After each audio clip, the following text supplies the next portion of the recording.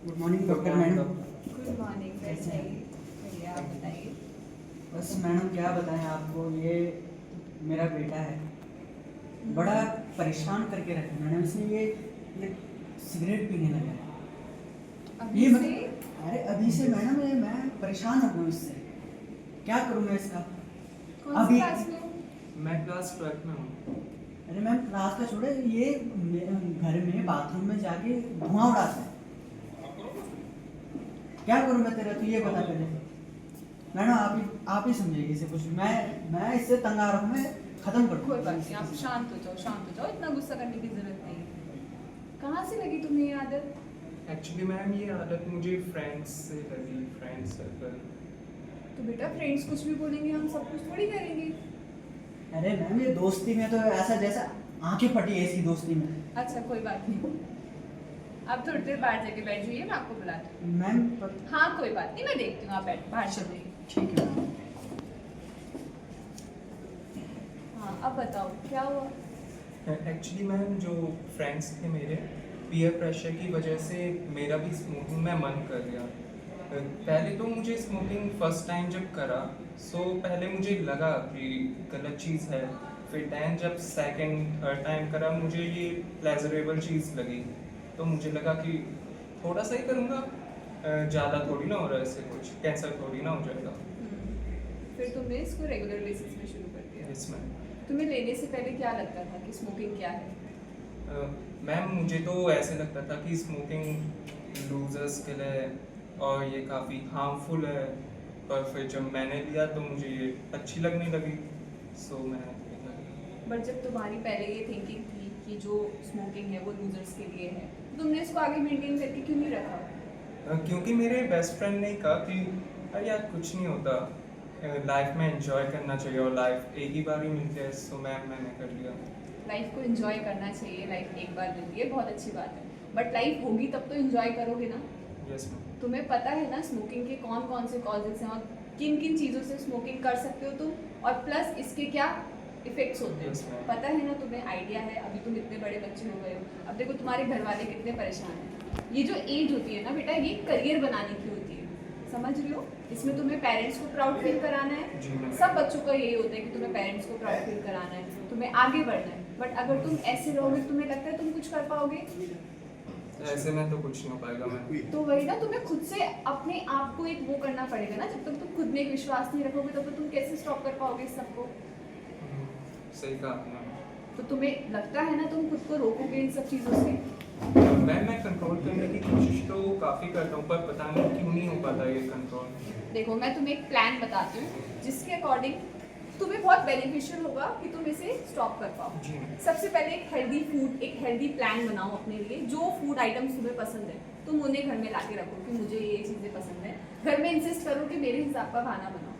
जब हमारा माइंड खुश रहता है, हमारा हेल्थ खुश रहती है, तो हमें वो दिखाई देता है, हमें किसी और चीज़ की कोई ज़रूरत नहीं होती। नेक्स्ट, जितना ज़्यादा हो सके पानी पियो, क्योंकि स्मोकिंग से डिहाइड्रेशन बहुत ज़्यादा होता है। डिहाइड्रेशन होगा तो तुम एंशियस होगे, तुम्हें गुस्सा आएगा, उसके बाद तुम और एडिक्टेड होते जाओगे।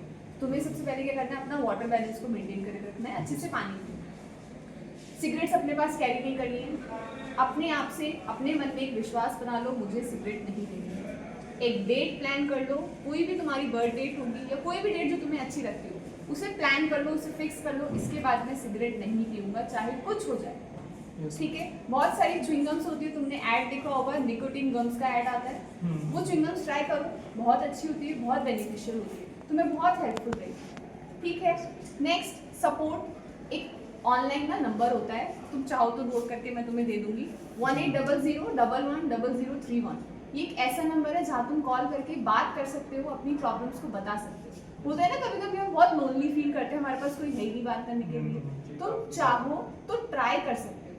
और जो भी तुम्हारा ये प्रेशर है, पीयर प्रेशर जिसको तुम बोल रहे हो कि मुझे बहुत वो करते हैं, मुझे पीना पड़ता है, किसी से कुछ नहीं होता। तुम्हें खुद से अपना वो करके रखो कि मुझे नहीं ट्राई करना मीन्स नहीं करना। जब तक हम खुद से अपने आप को नहीं प्रिपेयर करेंगे हम कुछ नहीं कर सकते। ठीक है?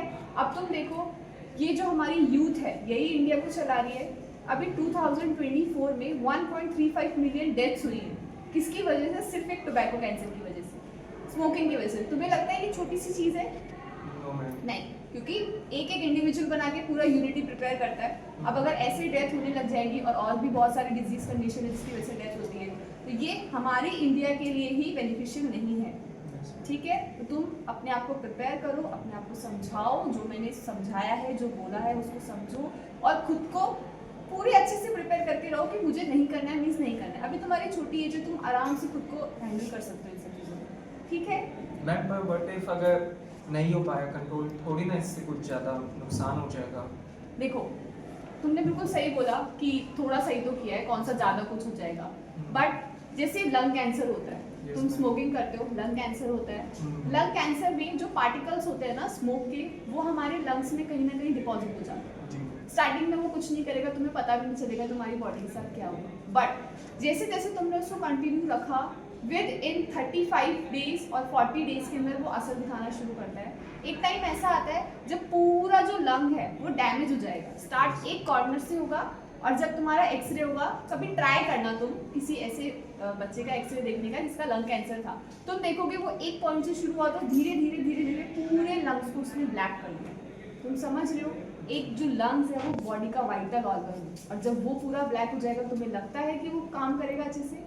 सांस लेना तो बहुत इंपॉर्टेंट है ना बॉडी के लिए। उसी की वजह से हाँ, स्ट्रोक हो सकता है। स्ट्रोक मीन्स जैसे हार्ट अटैक होता है वैसे ही ब्रेन अटैक होता है, वो हो सकता है। तुम्हें बॉडी में बहुत सारी प्रॉब्लम्स हो सकती है, तो तुम्हें अपनी बॉडी को बचाने के लिए, अपने घर वालों को बचाने के लिए खुद को प्रिपेयर करना पड़ेगा, खुद का एक विश्वास बनाना पड़ेगा कि मैं ये सब नहीं कर सकता।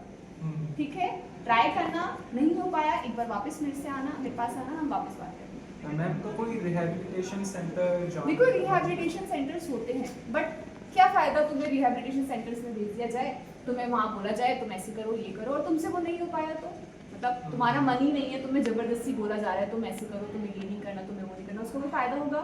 नहीं होगा। जब तक तुम्हें खुद से नहीं होगा तब तक तुम कुछ नहीं कर सकते।